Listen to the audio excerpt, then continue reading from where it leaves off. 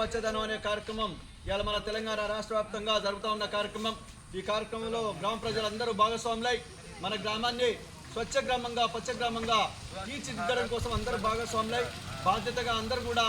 మరి చెత్త చెదారం లేని పరిశుభ్రమైన గ్రామంగా మన గ్రామాన్ని తీర్చిదిద్దుకోవడం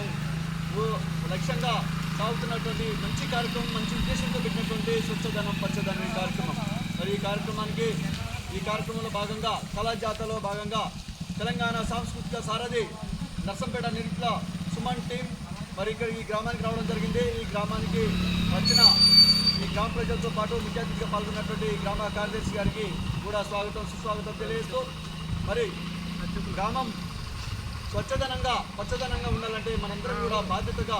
చెత్త చెదారాన్ని ఎత్తివేయాలని తెలియజేస్తూ మన ఇంట్లో ఊడ్చిన చెత్తను పారేస్తే